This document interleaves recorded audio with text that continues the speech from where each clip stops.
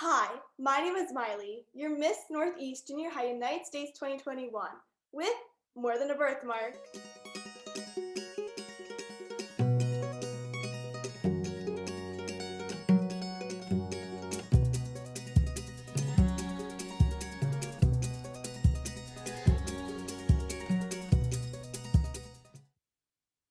Welcome to More Than a Birthmark, the web series featuring individuals with birthmarks to raise awareness and share some fun facts about this amazing community. My name is Miley, and today I am joined by Mina Minozzi, a child development specialist and author of the book Bee's Power, which features a character with a facial port wine stain. Thank you so much for joining me today, Mina. Wow. Hi. Hello.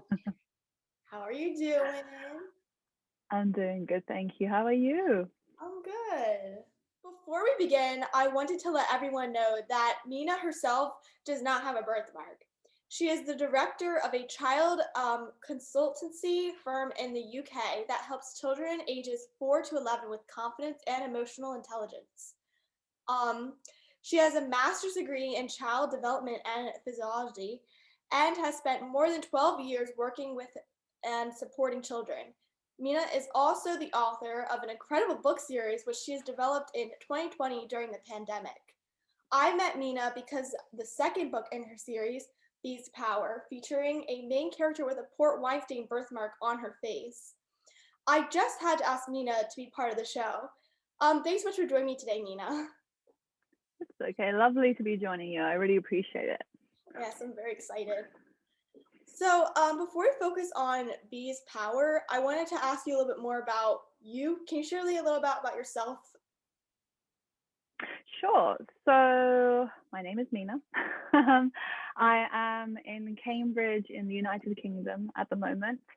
I have been working with children for quite a long time. I spent my entire career spending it with little humans, and I love it so much. And as you said, I studied psychology. But if we start from the beginning, it's really I didn't have the best experience in school. I was bullied. And my background is Iranian Italian, so I'm half and half. And I went to a predominantly very kind of English school where it's all girls private school, and everyone kind of looked very similar, tall, blonde, and me not at all. I had big glasses and like this huge curly hair, which I'm still trying to tame. And I was always an outsider. I never really fitted in. So taking that narrative forward into my adulthood, I wanted to being able to help myself. I wanted to help other children, to help children who were bullied, help children who just felt like they didn't fit in. And that's what really translated to my business, the Child Development Consultancy, where I have been focusing on children's inner power, writing a series of books about emotional intelligence. And yeah, pretty much, I mean, that's me in a nutshell right now. Making sure children have been seen, heard, and understood is pretty much what I'm all about. Well, I really like your hair. I just want to let you know because you know what? Okay, so this is a little off topic, but not really because we're talking about your hair. It's really nice. So I actually think my hair is naturally curly, but I don't take care of it. So right now it looks just like I wavy. can see the wave. It's But trying to call. I did conditioner the one night and it came out super curly and I was super confused and I'm like, maybe it's curly. I don't know. Anyway, sorry, that was really off topic. um, my next question is, what was your inspiration to create this book series for children? Cool. Okay, so it was go back literally a year, and it's lockdown. I was living in London, living my life in London, and I was working with clients, and it was going well. My business has been open for about 3 years, and I just wanted to do more, but I never had the time to the chance to. I'm very much a creative. Actually, before I did psychology, I did an art foundation, and I was going to be a photographer, but luckily I changed my mind because I enjoy it and I appreciate it, but it's a hobby. It's not something that I love. So I always like to express myself creatively, and I never had the opportunity to be like quiet in my mind and sit down and think about things until the lockdown, when I was working with all these children, and all I had online was a lot of online books. so a lot of like resources to read with them and work with them and do their confidence coaching. I was thinking, there's nothing here about emotional literacy. I mean, there was little snippets here and there, but then even what was available, there was no like very little diversity and inclusion. And I was thinking, come on, in a day and age we live in, there's still not characters, you know, who show different qualities and have different physical appearances. It's all pretty standard. You get the, you know, the odd character in a wheelchair or showing some sort of disability, but there was never anything like a series, and it's never been like a superhero series as well, because superheroes are associated with superpowers that we as humans don't have. And I thought, would it be awesome to have superpowers that we all possess? We just could work on it. So self-awareness, self-love, empathy, gratitude, we're all capable of it. It doesn't make us separate from the superheroes, that we can tap into our inner power. And then, yeah, it just, I wish I knew, because it was a hard time because it was lockdown here. I had to move from London to Cambridge to be with my family because I didn't want to be alone. I was living in London before and I was renting, but I wouldn't have had the kind of sanity to sit there and be creative. So I came back to my family. Luckily, I'm very close to my family, and just started working with these children and realizing there was a big gap. And I started to put together this book, and it was a mass of inspiration of what is it that I want to see in a book. You know, when I have children, what do I want to read to my kids? And also taking all the years of experience of how I work with children, helping them find their inner confidence and their inner power. How do I translate a little bit of Mina, and my clients call it Mina Time, into a book series? You know, and it is Mina Time. I wish I need to brand that, but it is something that only my clients can explain. It's really funny. They're like, oh, it's Mina Time. I'm like, what is that? Yeah. So yeah, long story short, it was just out of a necessity, out of wanting to leave, I guess, a legacy, because books, you know, will continue after we're not here. And just to allow children who have never been acknowledged before, children who do exist in society, you know, with these beautiful differences that they have, for it to be normalized as well. You know, if it's in children's literature and it's not the key point. If you notice with my books, I never say like, oh, it's all about birthmarks, all about limb difference. It's actually about the character. And then, oh, they happen to have this. And it's just, you know, it's not a thing that we need to hyper focus on, because I want it to be like, oh, okay, yeah, birthmark, I know what that is. But guess what? She's got the superpower too, if that makes sense. So, Right. that answers your question. Yeah, so I want to start with saying, like, I'm a very creative person too. Like, I say that in all my interviews, especially with other people that are creative as well. And I can tell you, during the pandemic, I feel like most of my time consists of, it was painting, like a lot of art, like homemade crafts and stuff. I also did a lot of dancing online, Right. Zoom dancing. There you go. Zoom dancing. Oh, that's so interesting. Wow. Yeah, I mean, it wasn't the same because obviously it was in my house. I wasn't with my friends like usual, but it was still classes. And you know what? Like, I was so thankful for that. And these books focus on emotional intelligence. I'm not exactly sure what that means. Can you explain what emotional intelligence is and why is it important? Okay, cool. Right. So emotional intelligence is literally, let me try and think how I can explain this. There's a lot of like psychological research for it. It is something that we call EQ, and it's something that's not on the curriculum, if you can imagine. Like, it sounds like something that's important, right? And it's exactly what it is. It's being intelligent in your emotions, being self-aware, understanding what other people are feeling, having empathy. And the thing is that it's so important, because if we don't have it, we don't not only understand other people, but understand ourselves.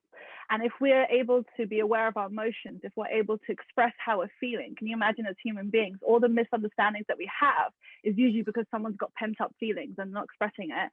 And sometimes people aren't able to identify what they're feeling and put a label to it.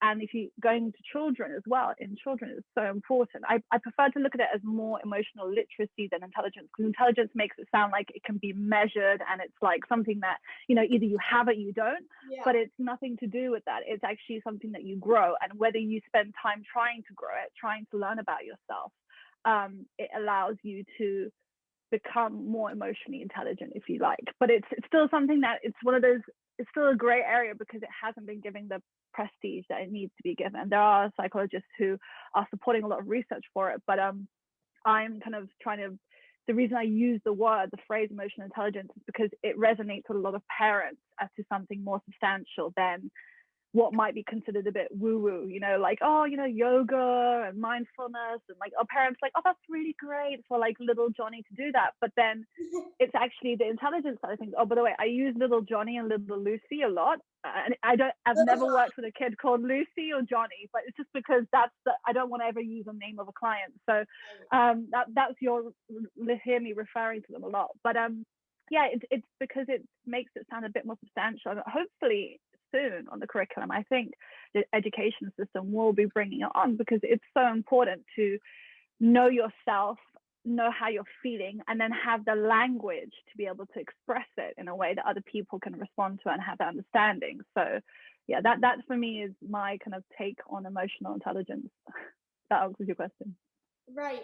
And I know that okay, so our school kind of has mental health parts to it. I know they they barely touch on it, but that's the thing. I feel like in the education system, they need to start working on that, and what you call emotional intelligence, they need to work on that as well.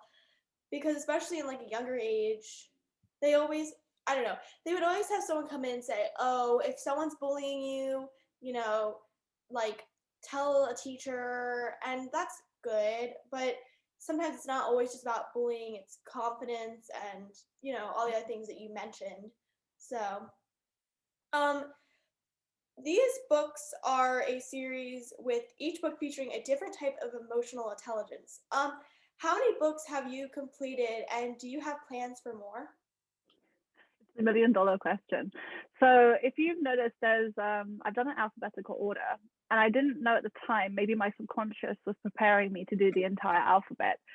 I might eat my words and not actually do it. I don't know. I have a feeling I will, because if it goes the way I'm hoping it is, that there are so many, these 4 pillars, these 4 main parts of emotional intelligence, for self-love, self-awareness, gratitude, and empathy. The 4 main characters, Alf, B, Kaz, and Dia, will be going forward, and I'm hoping to maybe help other children with different letters of the alphabet who might be going through body confidence issues, or who might be, adoption or same-sex parents. The kind of things that children of today are facing, and for them to help them express their emotions and the things that they come across in today's society.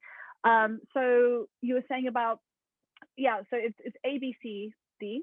I've published Alf, I've published B's. Kaz is going to be published this month, and then Dia is going to be published by June. So the 4 series is what I'm aiming for this year.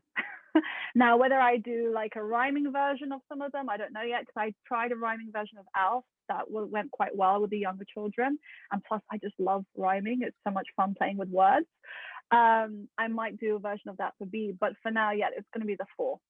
And it's A, B, C, D. Easy way to remember it.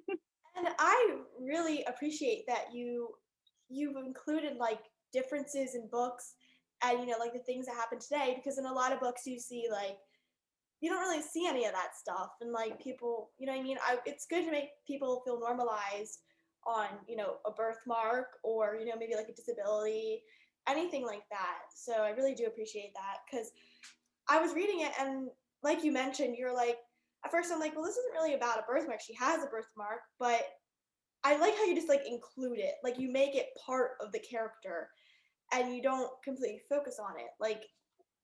I don't even know how to say it, but well, just to exemplify what you're saying, I hear what you're saying, and you're 100%.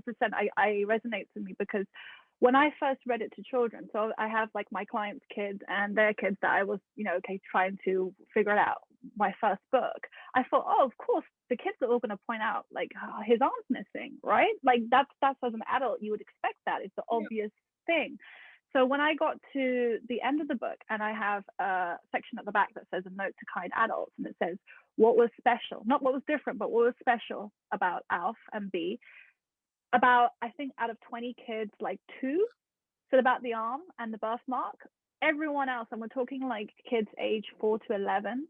I mean, it was mainly the older kids, actually, the ones that were like 9, 10, 11 that could have picked up on it. The other ones, they don't see it. They don't see the difference. They said, oh, it's because she was kind to her friend, or, because she was listening to her friend, or she thought through her choices. That for me taught me a massive, it was a massive learning curve, because I was like, children don't see these things. It's adults who point it out and decide to feel uncomfortable about it, or may not know enough about it, and they kind of they see the adult's way of reacting to it. And it wasn't until I read it to a classroom that the teacher thought that the right answer was the fact that there's an arm missing and there's a birthmark. And so when someone answered kindness, I had to kind of interject and say, you're right, because it is that everything they see is correct. I don't need to correct them and say, no, can you not see he's missing this and she has that. That was the whole point of it, that it's just subtle, but it goes into your subconscious mind, so that the next time you see someone, or if you come across someone who has these beautiful differences, there isn't a fear, and there isn't a real big curiosity, like you've come across it already, if that makes sense. So I think that's kind of where you were going with it. Yeah, exactly. That's exactly where I was going with it. And that's kind of like the point of more than a birthmark. Like, it's showing that people with birthmarks, they have, they're not just a birthmark. They have other things to them. They're not if you meet someone, say you meet a friend, and they may have a disability, and you don't notice that, and you're like, wow, we're really good friends, and all of a sudden you notice it, and you're like, oh, you know what I mean? I think people should normalize it, and yeah. So now, Bee's Power is your second book in the series and features a main character, Bee, who has a port wine stain on her face. What inspired you to select a character with a port wine stain birthmark? Okay, yeah, no, that's a great question. So my inspiration for all the children's differences is literally, it's not based on anyone I know. And actually, it's a series of things. So when I was younger, and I think now I've kind of picked apart how it came to me, because it wasn't like I woke up one day and I thought, oh, I know, Porter Weinstein. That's why I didn't even know what it was. All I thought was maybe something on her face, because with girls we tend to be a lot more in how we look, and I thought something on her face, and I wasn't sure what it was. I thought maybe a birthmark, and then when I started researching it, I came across Porter Weinstein, and I learned all about the kind of vascular birthmarks, and I thought, oh wow, okay, this is really interesting, and how little it's represented as well. I think I found maybe 2-3 other books with characters who had a birthmark. So when I was younger, when I was 14, maybe actually when I was 14, I think it was your age, and I suddenly woke up one morning and half my face, I couldn't move it. It was paralyzed, and I went to the mirror and smiling, and half my face is smiling, and I was thinking, oh my goodness, what's happening? And I went and told my mum. My mum started laughing and was like, you were just joking. And I was like, no, Mum, I literally can't move my face. It's not a joke. So that day we had a theatre trip, and I was at that point, I was being bullied still, and I was like, oh my goodness, what are they going to say? I can't move this. I already get a lot of jokes made about me, so let alone me coming in and I'm just half my face moving. So went to the doctor, and they said it's called something Bell's palsy, where your muscles suddenly freeze up in your face. There is no, I guess there's no understanding as to why it happened. It's not like I ate something or I slept weird or whatever. But the thing that really scared me was that it can last between 2 weeks to a couple of months, where your face is stuck on one side. And and it's, of course, when you're drinking, when you're talking, everything was just lopsided. And I remember thinking okay, I have a choice. Either I try and hide it, which is not easy to hide, and try and, because especially we're going to a theatre trip, everyone's going to be very social, or I play into it and I just say, you know what, let's just laugh it out. It was pretty funny. Now I learned to laugh at myself at a young age, but for me, I was like, if I just milk it. And everyone at the theatre, the show was terrible, I don't even remember what it was, but everyone was so busy watching me laughing that they were laughing, and it was just this. And I think it was 2-3 days later it disappeared. But the main thing for me that I realized was that I thought for that moment, like how much it can affect if you have something on your face. It could even be, or even some part of your face is not of the norm, and how kids can pick on it, you know. And at that point, I'd already been picked on for many other things, but I just thought if they had known what it was, if everyone understood what these, you know, these differences are, for whatever reason, even if it's temporary or permanent, that they're much more accepting and understanding, and then like a lot more kind of in tune, as opposed to like, oh, there's something different, let's pick it out and laugh at it.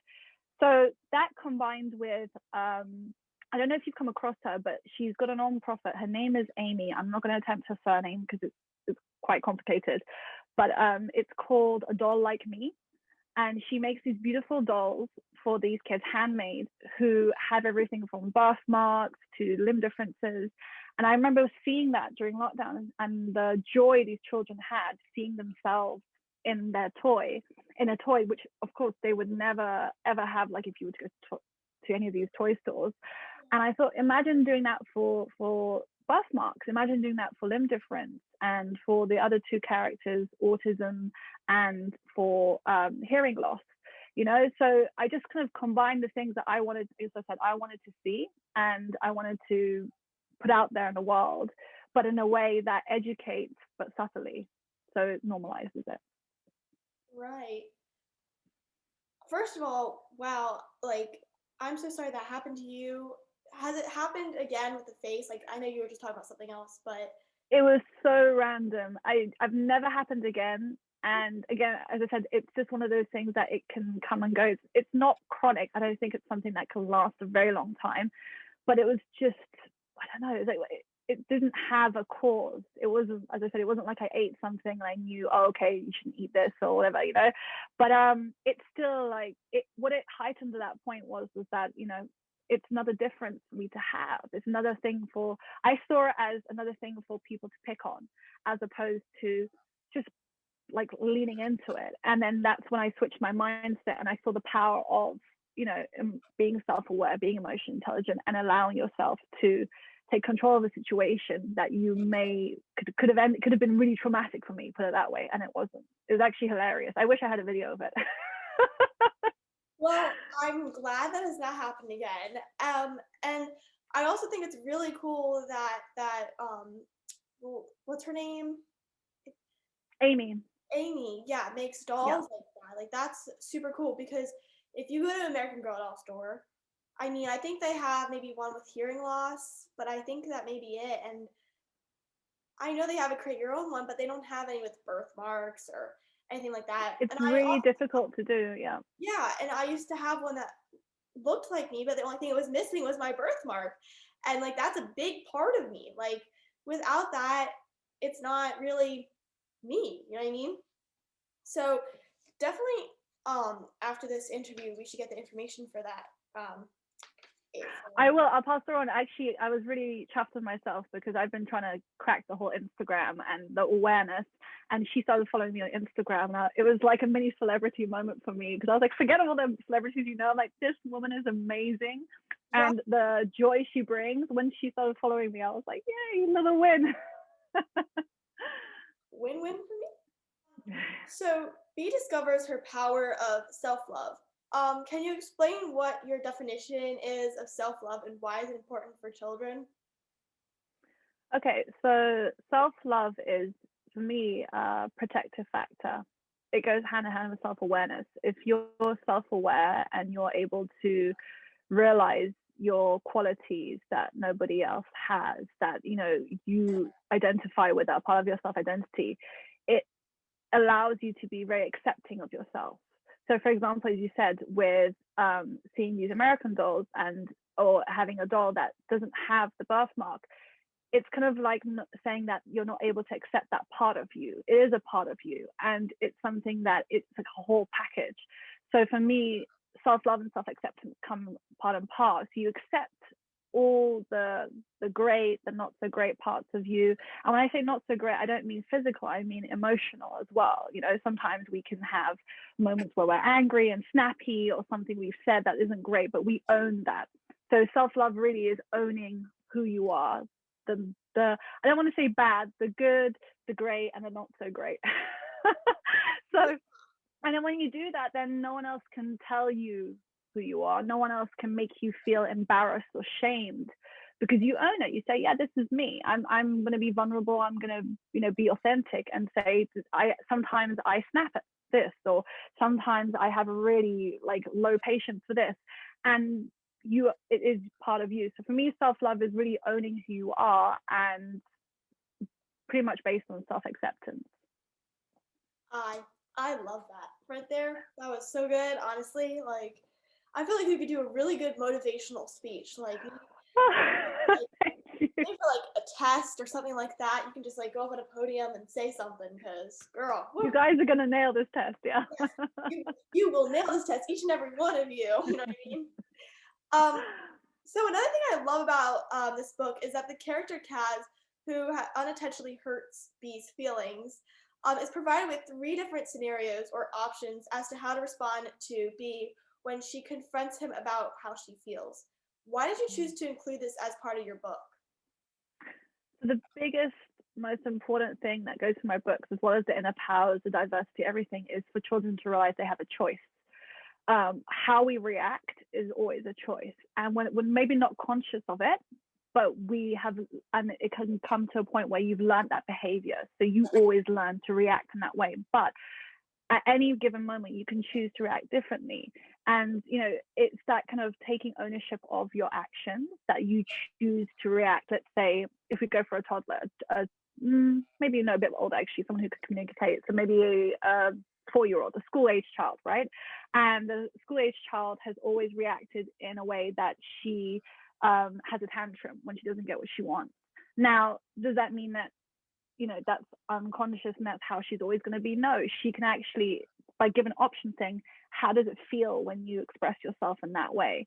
How does it, these are other ways to express yourself. And so for me, the choices were so important, because if you let a child know from a really young age, or even when they're in that kind of teens, is that you always have a choice in how you react. And these are the options. Which one feels good to you? Which one gets you what you want, but also allows you to feel good and the other person to feel good too?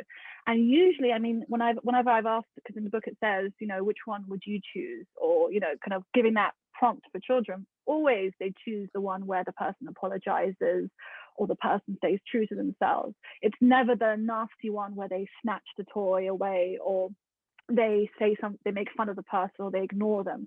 But what I wanted to acknowledge for the children who read these books is that there are these options, and sometimes we do them, and that's okay. But it's trying to choose the choice that is most beneficial for everyone, rather than always just kind of not being aware of it. It kind of plays into the self-awareness side of things, if that helps to Right, explain it, I think. right. No, and a lot of books like don't focus on that. Like you'll see, especially children's books, you'll see, there's something happening, like an argument, conflict, and then you usually see by like the end the character apologizes, but you don't see like the possible other choices that the character could make. And like you said, everyone feels different on how they respond. And yeah, I love that you put that in the book. I'm just saying that now because like I said, lots of books they just end up apologizing, but they never choose what feels right to them. And yeah. And they never show the options, but also they never show what goes on in the child's head. Right. What is the child thinking? Because children do, if they're not conscious of it, but when they are conscious of it, they do think it through. They think, what is the consequence of me doing this? And it shows different consequences. That's why I encourage parents and whoever's reading with the child, if they're not reading by themselves, to ask the child, at the end of it, what would happen if they made different choices? What would be the alternative outcomes? And then to see the consequences of what would happen if, and explore that. It's, again, emotional literacy, putting yourself in someone else's shoes as well. Right. So I think it's important to point out that at the end of the book, you provide additional lessons about Mm-hmm. conservation, sustainability, and our environment. As someone who always keeps reusable metal straw on hand, I really love this.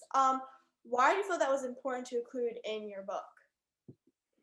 Okay, so when I was in my creative mode, as I said, I wanted to think, okay, what would I want to share with my own kids when I have children, and what do I want to leave? And I thought a book has got so much scope. Like there's always these things in the background. There's always like especially because all my books are based in a school, so you have everything, the football field. And I thought in the background, I know a lot of children that I've worked with and I've come across who are very observant. They'll say, oh look, there's a bird in the background, or they get you to spot these things and make it fun. And for the children who didn't pick up on it, you can go back into the book and revisit the story, which is super important for part of their emotion literacy, to hide little things and maybe things that you maybe didn't notice, but to have a sustainable, eco-friendly understanding. Because when I was growing up, I didn't have, like, we had a bit about recycling, but that was it really. It wasn't to the level of, by the way, the horrors of what plastic does to our planet,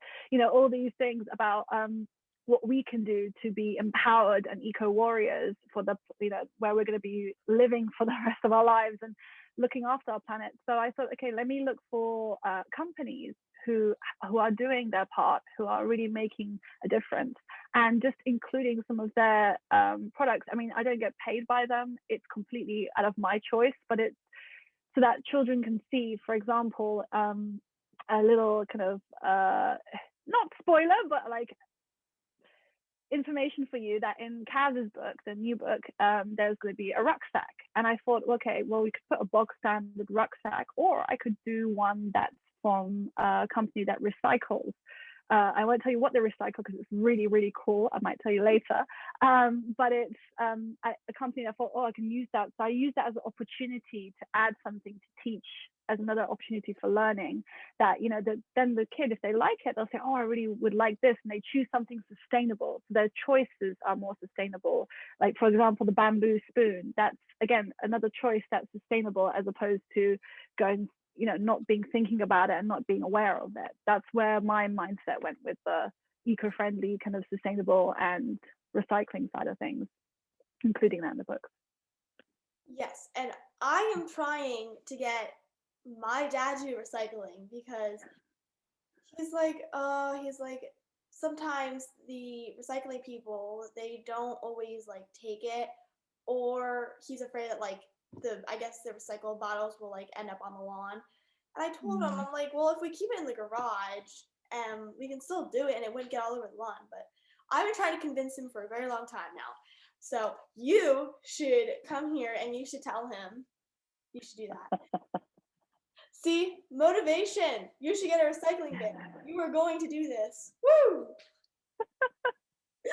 100%. I love that.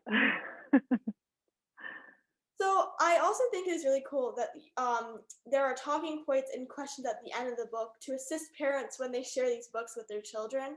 Why is it important that parents take an active role in helping their children develop their emotional intelligence? Because parents are the first person that we come into contact with how to handle our emotions. If we see our mum or our dad repressing their emotions or not speaking about certain things, I mean, luckily we've moved forward in society, but I know that there are still families who they just don't talk about the hard stuff. It's not like they rather just talk about all the good things. And it's opening up that conversation that it's okay to feel whatever you're feeling. It's never a problem. Like, you don't need to be happy 24/7. It's fine to feel it. But what parents have, the magnificent power that they have, that they sometimes need help and guidance with, is how to show the resolution, how to show what happens when, okay, we've had a fight, fine, we've had an argument, not a problem, but how is it resolved?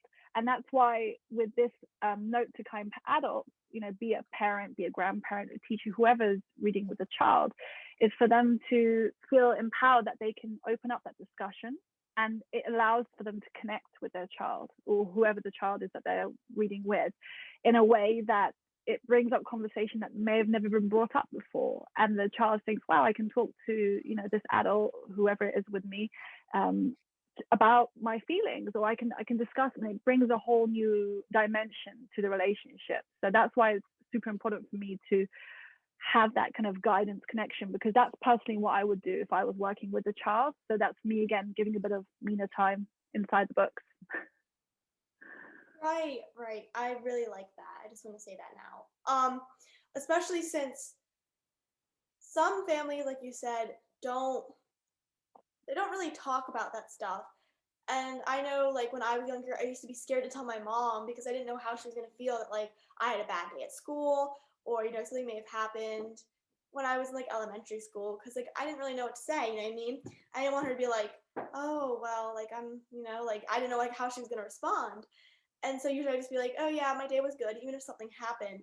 But I think if you put a child in a situation where they feel comfortable telling their parents, something that may have happened at school or how they're feeling, I think that's really cool.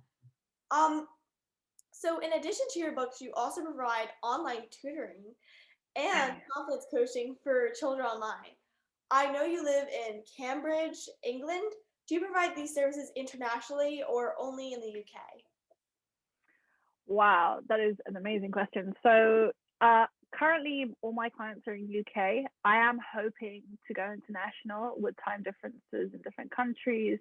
I am hoping, as you said, the kind of motivational speaker side of things to do conferences, to do parents kind of talks, and for everyone around the world, because my followers currently are international, majority in the UK, but we have in the US, we have in Dubai, and I just yeah, I'm definitely looking to kind of go international. I just haven't been that kind of cracked that market yet, but we'll see. It's definitely on the agenda. It's not like I just want to stick with the UK only to provide these services. So Can I just say that I love your accent?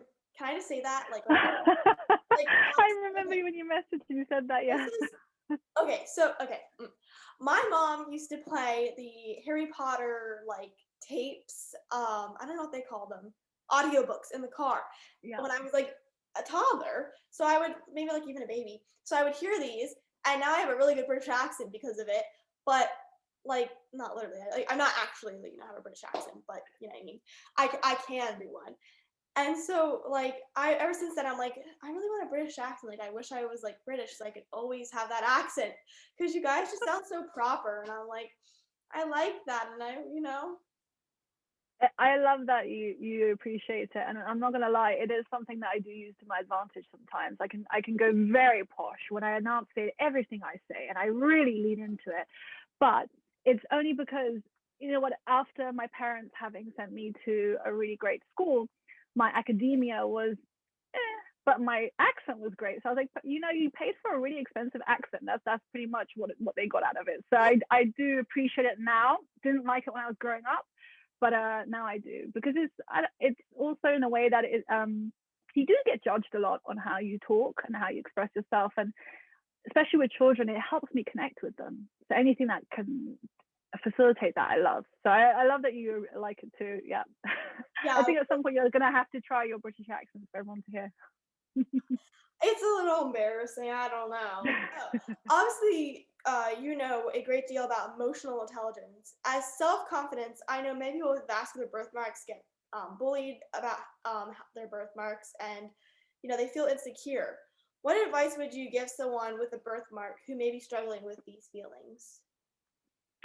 Cool. Okay. I think it's a self-acceptance route first. So, do you feel self-conscious about it? And if you do, how you can take steps to stop feeling self-conscious about it, that you don't pay any attention. If someone else pays attention, your reaction really sets the precedent. So if I come into school and let's say I've got a zit, I've got a spot, right? And I'm like this the whole day. I mean, I might as well get like a highlighter and point out to everybody, right? But if I just go about my day and someone makes a comment and says, "Oh, Mina, you've got a really gross thing on your face, like it's like a zit," I'm like, "Yeah, I know, it'll go by tomorrow." Like, "Oh yeah, I get spots all the time." That attitude, that kind of, yeah, this is my normal, allows like to diffuse everything. So like a birthmark on your face, on your arm, wherever it is on your body, and someone sees it and says like, "Oh, what's that?" It's like, "Yeah, it's my birthmark." Okay. Like the way you express and inform the person, if you say it in a way that you're defending yourself, then it opens up the kind of narrative for a bully. But if you just say, "This is me," like, "Yeah, okay, oh, you got curly hair." "Yeah, my hair's curly." Oh, okay. Like there's nothing there for them to pick up on. So just saying it as it, normalizing it for yourself, practice it in front of the mirror if that helps, just saying, yeah, this is what it is, and really calm and owning it. What are they going to pick on? I mean, they can try, but it's going to get really boring if you don't, respond to them and give them some sort of kind of feedback, which is what they're looking for. Right, and I actually okay, so it was Wednesday, which was a half day, so it was like the end of like this week for like our school. I wore a Mm. dress and I had a compression stocking on, and usually my compression stocking is tan, but most of my tan ones were in the laundry, so I wear a black one. And I had a lot of people ask, what is that? I even had someone say like, "You're missing one." First I was like, "What is she talking about?" Because like I don't even think about these things, and I'm like, "Oh, she's talking about compression stocking." And like then someone was like, "Why do you have only one?" And I'm like, "Oh, it's just my compression stocking." And like they don't even ask me any more questions. They're like, "Oh, okay." They don't continue. And I can say that I'm a bully at the school. I have like a few. But if you respond in a way that like, nah, yeah. Like if I'm wearing, maybe like something that like they don't like if I dress up and they make fun of me for it, I'll say, "Yeah, I'm wearing this." Yeah, you know what I mean? So I like totally agree with what you're saying there because you know what I mean? Like it's almost like making it normal. Because my mom always used to tell me that bullies like when you are upset. They like to see that. And so they continue if you show that. But if you don't and you're like perfectly fine, you're confident, you're okay with like, you know what I mean, yourself, that is what you need. So yes, I totally agree with that. Um Now the next question is I guess a little bit off topic, but I love asking all my guests this. If you had a magical superpower, what would it be and why? Especially since the characters in your books develop their own superpowers with capes and all. So if I had an imaginary superpower or my real life superpower or both. Go for both. Okay, fantastic. All right. So my imaginary superpower, if I had one, would be superpower to speak any language in the world. I would love everything from sign language to dialect that is hardly spoken but amongst like a small group of people to massive international languages, because to be able to have the power to speak every language in the world with complete fluency, can you imagine how many people you'll be able to connect with and how many like ways I could be able to tell my story Yeah. and just the stories you would understand. And it's a level of understanding. I think ultimately that power is the power of understanding, because when you can communicate with people in whatever their mother tongue is or whatever they feel comfortable in, especially if it's a very unknown language or very hardly many people know it, that they feel like, wow, I'm seen, I'm heard. Like that's amazing. And so that for me would be like my super power, that if it could exist. I love that. I love that. I love that. Okay, now I hear the next one. And my superpower that I actually have is the power of adaptability. So I feel like when I was younger, I had to become different versions of myself. I was very good at speech and drama, surprisingly, or not surprisingly. And I just became, I was the chameleon. So I could move in and out of groups. And even if I had no understanding or any kind of interest in what the person, what their particular niche was, I could always just adapt to it. Or even if it was a situation that was high stress, so something terrible had happened, I could always adapt to it. I always trusted myself to be able to adapt to situations. So my superpower I have that in this real world is the power of adaptability. Love that too. Wow. I never had anyone ask, in like the real world. So first of all, I really appreciate that because that's super cool that you like gave both examples. Wow, super cool. I also love the superpower that you chose of speaking in any language because I've never heard that one. And honestly, like that is so creative, I have to like admit. Um, so if someone watching today wanted to purchase Bee's Power or any of your books, where would be the best place for them to look? Okay, so Amazon is the kind of the gatekeeper of all my books currently. They won't be the only place because once all 4 books are available, which will be from June, I will have copies that I will send out myself. For UK only currently, just because I chose Amazon because it's international. For example, I mean, had it not been for Amazon, you wouldn't have received a copy of my book, you know, and I wouldn't be able to send across the world. I sold a couple of copies in Japan, which I was like, wow, that's amazing to be able to reach these people. But had I had it all myself, I would have taken ages with the postal system to send it out and all that's going on. So right now, just go on Amazon, amazon.com.co.uk. If you go on my website, if you can't find a particular link, so I've noticed those who are in Canada, they want the link. I can just send you the link for Amazon, so it comes straight up on your app. Just DM me on my Instagram. But yeah, it's pretty much Amazon at the moment. Awesome. So before we end our interview, is there anything additional you would like to share with our viewers today that we did not cover? No, I think you covered everything. You asked really, really great questions, and I really enjoyed speaking with you. It was lovely. Yes, me too. Thank you so much, Mina, for taking the time to join me today.